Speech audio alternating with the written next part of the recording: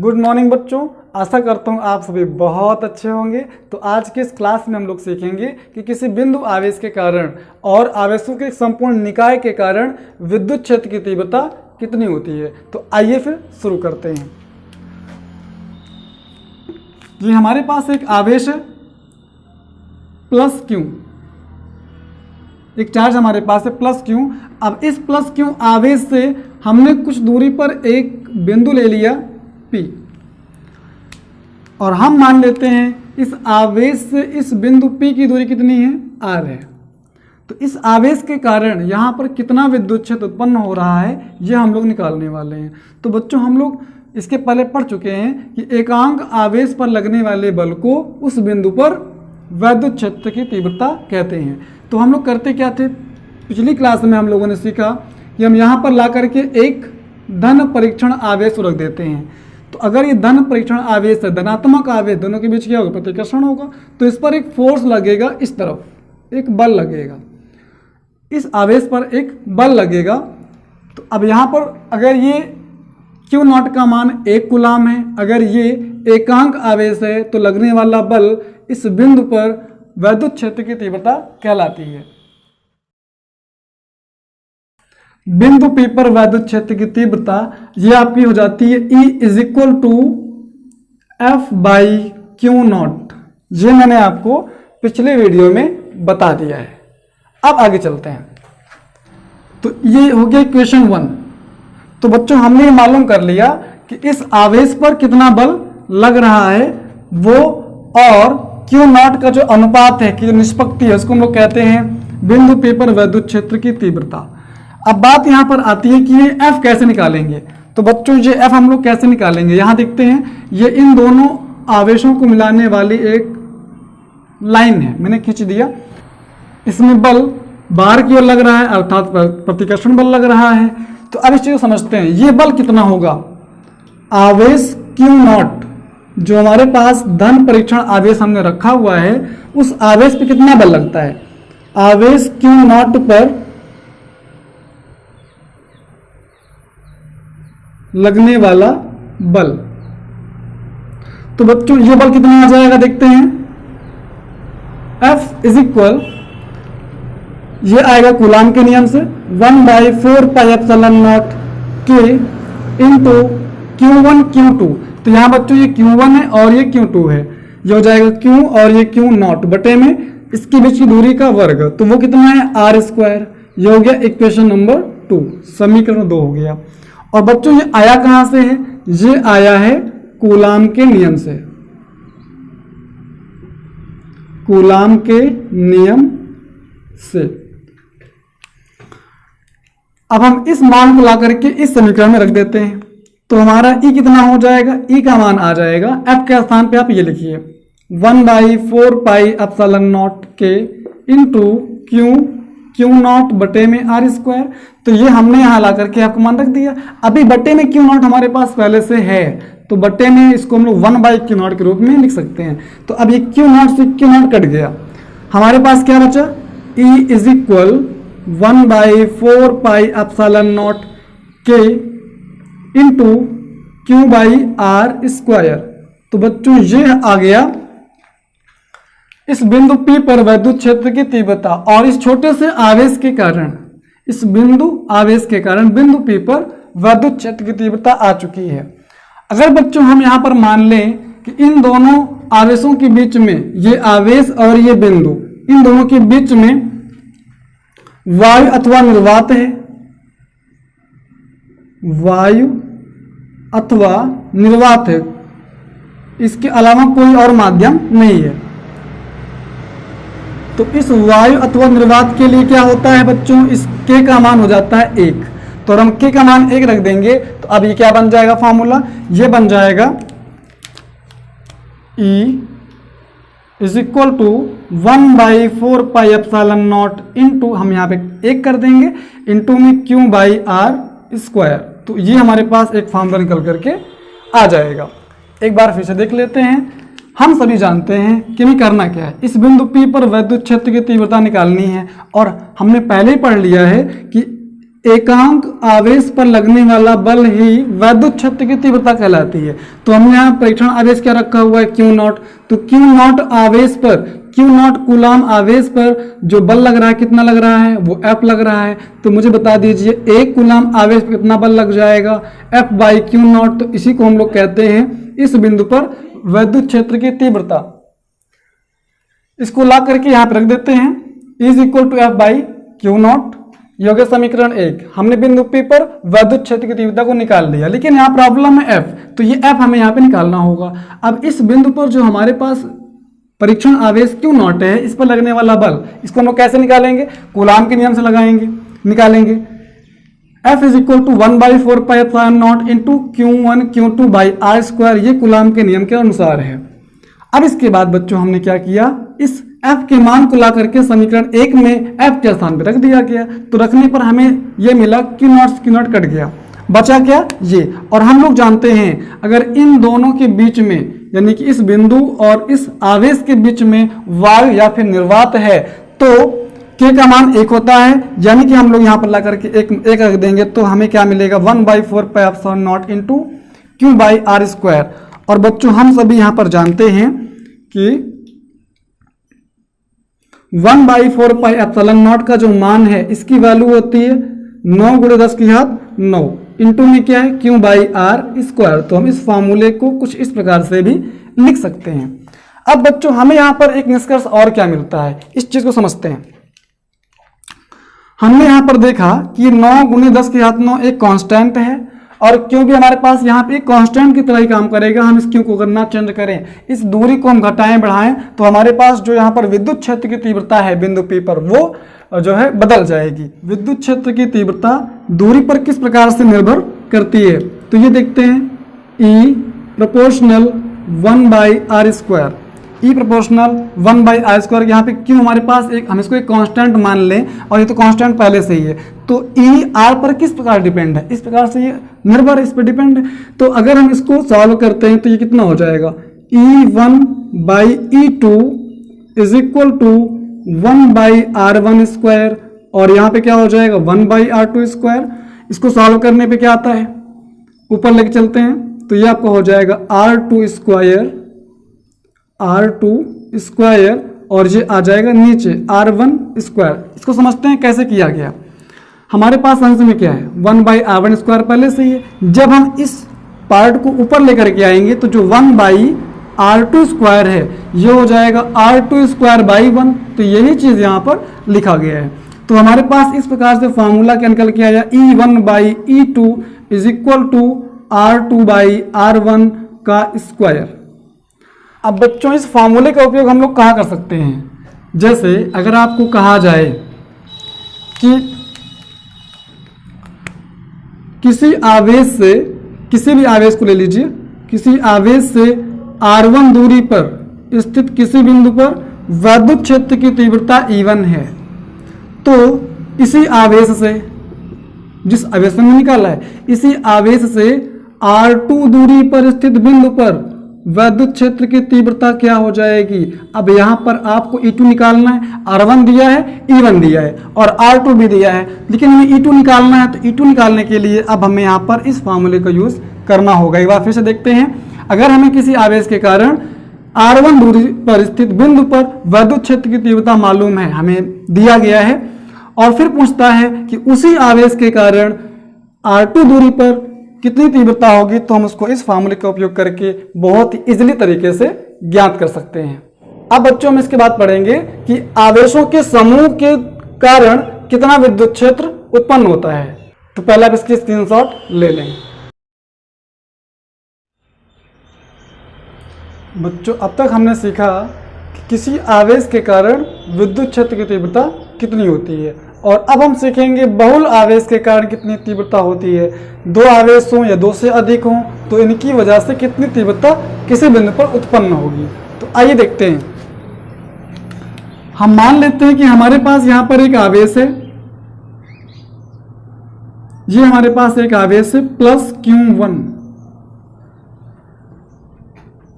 और इससे R1 दूरी पर हमने एक बिंदु ले लिया इस बिंदु पर हमें निकालना है, इस बिंदु P पर हमें निकालना है वैद्युत क्षेत्र की तीव्रता। लेकिन हम यहाँ पे एक आवेश और ले लेते हैं। हमने एक आवेश और ले लिया प्लस Q2 प्लस Q1 और प्लस Q2। तो इस प्रकार से हमारे पास आवेशों का एक समूह बन गया। इन दोनों आवेशों के कारण यहाँ पर कुल कितनी तीव्रता होगी ये हम लोग निकालने वाले हैं। इसकी दूरी हम लोग मान लेते हैं R2 है। चलिए अब देखते हैं, हमें बिंदु P पर वैद्युत क्षेत्र की तीव्रता निकालनी है। Q1 आवेश के कारण बिंदु P पर जो तीव्रता होगी बच्चों उसकी दिशा क्या होगी? उसकी दिशा हो जाएगी ये, हम इसको मान लेते हैं E1। हमने मान लिया कि Q1 आवेश के कारण जो तीव्रता उत्पन्न होती है वो E1 है। इसकी दिशा इस तरफ क्यों होगी? क्योंकि ये धन आवेश है और धन आवेश हमेशा बाहर की ओर होती है। Q2 आवेश के कारण तीव्रता कहाँ होगी? Q2 आवेश के कारण तीव्रता इस तरफ हो जाएगी। तो बच्चों ये हो गया E2, हमने मान लिया इसको E2 है ये। चलिए अब देखते हैं इस E1 और E2 का मान कितना है। सबसे पहले हम लोग बात करेंगे प्लस Q1 आवेश के कारण बिंदु P पर कितनी तीव्रता है। प्लस Q1 आवेश के कारण बिंदु P पर वैद्युत क्षेत्र की तीव्रता, हम लोग E1 का मान निकालते हैं। तो बच्चों E1 का मान कैसे निकलेगा? इस बिंदु आवेश के कारण यहाँ पर कितनी तीव्रता उत्पन्न हो रही है अभी हम लोगों ने फॉर्मूले से पढ़ लिया है, 1/4πε0 into Q by R square. ये हम लोग फॉर्मूले में पढ़ते हैं, लेकिन यहाँ पर हमारे पास आवेश क्या है? Q1 है, तो ये हो जाएगा Q1 बटे में दूरी कितनी है? R1 है, तो ये हो जाएगा R1 का स्क्वायर। अब आगे बढ़ते हैं, ये हुआ हमारा इक्वेशन नंबर 1। अब देखते हैं प्लस Q2 आवेश के कारण यहाँ कितनी तीव्रता हो जाएगी। प्लस Q2 आवेश के कारण बिंदु P पर वैद्युत क्षेत्र की तीव्रता। चलिए अब इसको हम समझते हैं। तो बच्चों इसको हमने मान लिया E2, इस E2 का मान क्या आ जाएगा? इस बिंदु आवेश के कारण बिंदु P पर तीव्रता कितनी आ जाएगी? 1/4πε0 इंटू आवेश हमारे पास क्या है? Q2 है, आप यहाँ पर Q2 लिख लीजिए। दूरी हमारे पास क्या है? R2, तो ये हो जाएगा R2 का स्क्वायर, इक्वेशन नंबर 2। अगर हम इन दोनों विद्युत क्षेत्र की तीव्रताओं का सदिश योग निकाल लें तो जो मान आएगा, जो योगफल आएगा वो बिंदु P पर वैद्युत क्षेत्र की तीव्रता कहलाएगी। तो अब यहां देखते हैं बिंदु P पर परिणामी तीव्रता, बिंदु P पर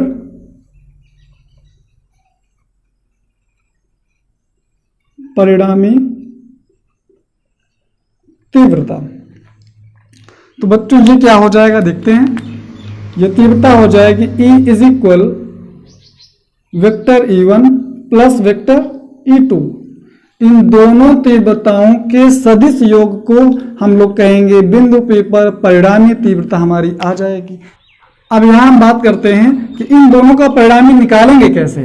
तो बच्चों ध्यान से देखिएगा, इन दोनों का परिणामी हम लोग कैसे निकालते हैं। खैर हमें यहाँ पे तो इनके बीच का कोण पता है, इनके बीच जो कोण है वो 180 अंश है। तो जरूरी नहीं है कि हमेशा 180 अंश ही कोण हो, कोई और भी कोण हो सकता है, 30 अंश, 60 अंश, 90 अंश भी हो सकता है। तो जो भी कोण होगा हम लोग वो रखेंगे। तो अब बच्चों इन दोनों तीव्रताओं का जो परिणामी है वो कितना हो जाएगा? वो परिणामी हो जाएगा E इज इक्वल टू, इसको हम लोग इस फॉर्मूले से निकालेंगे, is equal to E1 square plus E2 square plus 2E1 E2 into cos theta. तो हम इस फॉर्मूले की सहायता से बहुत ही आसानी से इस बिंदु पर वैद्युत क्षेत्र की परिणामी तीव्रता को ज्ञात कर सकते हैं। इस प्रकार से आप निकाल लेंगे। अगर हम इस चित्र में देखें तो इस चित्र के अनुसार क्या है, हमारे पास थीटा का मान कितना है? 180 अंश है। और अगर हम 180 अंश यहाँ पर लाकर रखते हैं तो cos 180 का मान होता है -1 और हमारा ये E आ जाएगा √E1 square plus E2 square, इसका मान -1 हो जाएगा। जब 180 यहाँ पे रखेंगे तो cos 180 का मान -1 होता है, यहाँ आ जाएगा -2E1 इंटू E2। और बच्चों ये क्या है? ये है E1 माइनस E2 का होल स्क्वायर। इसका अभी आप प्रसार करेंगे तो फिर से आपको यही मिलेगा। तो बच्चों अगर किसी राशि में स्क्वायर भी लगा हो और रूट भी लगाओ, दोनों को हटा देते हैं, दोनों आपस में कैंसिल आउट हो जाएंगे, तो E = आ जाएगा E1 - E2। तो बच्चों हम लोग इस प्रकार से परिणामी तीव्रता निकाल सकते हैं, लेकिन ये परिणामी तीव्रता तभी आएगी जब दोनों के बीच का कोण 180 अंश का होगा। हम लोगों ने अब तक पढ़ा कि दो आवेशों के निकाय के द्वारा किसी बिंदु पर विद्युत क्षेत्र की तीव्रता कितनी होती है। अब हम यहाँ पर बात करने वाले हैं कि अगर हमारा निकाय दो आवेश का ना हो, दो से अधिक आवेशों का हो, तो उसके लिए तीव्रता क्या होगी। तो हम यहाँ पे मान लेते हैं एक हमारे पास चार्ज है, ये एक आवेश है प्लस Q1, और हमारे पास एक दूसरा आवेश है प्लस Q2। एक तीसरा आवेश भी हम यहां पर ले लेते हैं, यहां हमारे पास एक तीसरा आवेश है, यहां ले लेते हैं प्लस Q3। तो अभी तक हमारे पास दो आवेशों का निकाय था, अब हमारे पास तीन आवेशों का निकाय है, और हमने यहाँ बीच में एक बिंदु ले लिया। इस बिंदु पर हमें निकालना है, इस बिंदु P पर हमें निकालना है परिणामी वैद्युत क्षेत्र की तीव्रता। तो अब बच्चों से हम लोग कैसे निकालेंगे। सबसे पहले हमें ये दूरियां मालूम होनी चाहिए, इस बिंदु की इन आवेशों से दूरियां पता होनी चाहिए। तो इसको हम मान लेते हैं, इसको हमने मान लिया R1, ये R1 दूरी हो गई, और यहां से लेकर के यहां तक की दूरी R2 है, और यहां से यहां तक की दूरी R3 है। अब इन तीनों बिंदु आवेशों के कारण इस बिंदु P पर कितनी कितनी तीव्रताएं होंगी इसको समझते हैं। इस आवेश के कारण जो यहां पर तीव्रता होगी प्लस Q1 आवेश के कारण बिंदु P पर तीव्रता, उसकी दिशा इस तरफ होगी, और इसको हम लोग मान लेते हैं E1। प्लस Q2 आवेश के कारण बिंदु P पर तीव्रता की दिशा क्या हो जाएगी, प्लस Q2 से बाहर की ओर, यानी कि वो तीव्रता इस तरफ हो जाएगी E2। हमने मान लिया इसकी वजह से जो तीव्रता उत्पन्न हो रही है वो E2 है। और इसी प्रकार प्लस Q3 आवेश के कारण जो यहाँ जो तीव्रता उत्पन्न होगी वो होगी इस तरफ E3। तो बच्चों अगर हम यहाँ पर देखें इस E1 का मान क्या होगा, E1 का मतलब प्लस Q1 आवेश के कारण बिंदु P पर उत्पन्न वैद्युत क्षेत्र की तीव्रता। आप सेम ऐसे लाइन यहाँ पर लिख सकते हैं। तो आप देखिए E1 का मान कितना आ जाएगा, E1 = 1/4πε0। हमारे पास यहाँ चार्ज क्या है Q1, बटे में दूरी क्या है R1²। तो ये हो गया हमारा E1 प्लस Q1 आवेश के कारण बिंदु P पर वैद्युत क्षेत्र की तीव्रता। अब हम यहाँ पर निकाल लेते हैं दूसरा, प्लस Q2 आवेश के कारण बिंदु P पर वैद्युत क्षेत्र की तीव्रता। तो बच्चों ये क्या हो जाएगा, E2 बराबर, अब ये क्या हो जाएगा देखते हैं यहाँ पे फॉर्मूला हमारा क्या होता है 1/4πε0 इंटू Q/R²। लेकिन यहाँ पर क्यों नहीं है, Q2 है तो हम लोग Q2 लिखेंगे, बटे में दूरी R नहीं है R2 है, तो हम यहाँ पर R2 लिखेंगे स्क्वायर, इक्वेशन नंबर 2। तो बच्चों ठीक इसी प्रकार हमारे पास एक तीसरा आवेश भी है। तो अगर तीसरे आवेश के कारण हम यहाँ पर बिंदु P पर तीव्रता को निकालें तो E3 कितना हो जाएगा, तीसरे आवेश के कारण तीव्रता कितनी हो जाएगी, ये हो जाएगा 1/4πε0 इंटू Q3/R3², इक्वेशन नंबर 3। अब हमको यहां मालूम हो गया कि इन तीनों बिंदु आवेशों के कारण अपनी अलग अलग तीव्रता इस बिंदु पर कितनी है, इन तीन इक्वेशन में हमें मालूम हो गया। अब हमें निकालना क्या है, इस बिंदु P पर परिणामी तीव्रता क्या है, E1, E2 और E3 का परिणामी क्या है। तो बच्चों इसके लिए सीधी सी बात है, यहां पर हमें करना क्या होगा, अगर हम इन तीनों का परिणामी निकालना चाहते हैं तो हमें इन तीनों का सदिश योग करना होगा। Vector E1 plus vector E2 plus vector E3। अगर हम इन तीनों का सदिश योग करें तो जो हमें परिमाण मिलेगा, जो हमें यहां पर दिशाएं मिलेंगी, वो परिमाण और दिशा बिंदु P पर परिणामी विद्युत क्षेत्र की दिशा हो जाएगी। अब यहां समझते हैं। अब बच्चों इसमें क्या था, दो आवेश हमारे पास थे, तो दोनों आवेशों को परिणामी निकालने के लिए 180 अंश यहाँ पे थीटा का मान रख दिया हमने, और हमारे पास आ गया E1 माइनस E2। अगर E1 का मान ज्यादा है, E2 का मान कम है, तो जो परिणामी है वो इधर हो जाएगा। यहाँ समझते हैं इस वाले में, अगर हम यहाँ पर E1 और E2 के बारे में बात करें तो हमें क्या मिलेगा। अगर E1 का मान ज्यादा है तो इन दोनों का परिणामी हम मान लेते हैं E डैश है, वो E1 की तरफ दिष्ट होगा, E1 की ओर दिष्ट होगा। E डैश, ये E डैश क्या है, E1 और E2 का परिणामी है, और हमारे पास अभी एक और है, E3 भी है। तो पहले हमने क्या किया, E1 और E2 का परिणामी निकाला, हमारे पास आ गया E डैश। अब E डैश और E3 के का हम लोग परिणामी निकालेंगे, तो अब ये आ जाएगा E, और जो यहाँ पे हमारे पास E आने वाला है, जो लास्ट में विद्युत क्षेत्र की परिणामी तीव्रता आएगी, वो बिंदु P पर विद्युत क्षेत्र की तीव्रता कहलाएगी। तो यहाँ पर हम 180 का मान रखेंगे, कोण का मान 180 अंश रखेंगे, और यहाँ पर 90 अंश रख देंगे। इस फिगर के अनुसार ऐसा हमें करना है। हमें जिन जिन तीव्रताओं का परिणामी निकालना है उनके बीच का कोण हमें पता होना चाहिए। बच्चों, हम लोगों ने आज की इस क्लास में सीखा कि किसी एक आवेश के कारण विद्युत क्षेत्र की तीव्रता कितनी होती है, और अगर बहुल आवेश हो, एक से अधिक हो, दो आवेश हो दूर दूर, या तीन आवेश हो, ऐसे ही चार आवेश होंगे तो यहाँ पर प्लस E4 आ जाएगा, प्लस E5 आ जाएगा, इस प्रकार से चलता रहेगा। नेक्स्ट डे हम लोग सीखेंगे कि जब हमारे पास कोई एक रिंग होती है, आवेशित रिंग, उस पर आवेश एक समान रूप से वितरित होता है, तो उसकी अक्ष पर कितना विद्युत क्षेत्र उत्पन्न होता है। तब तक आप खुश रहिए, मस्त रहिए। Thank you.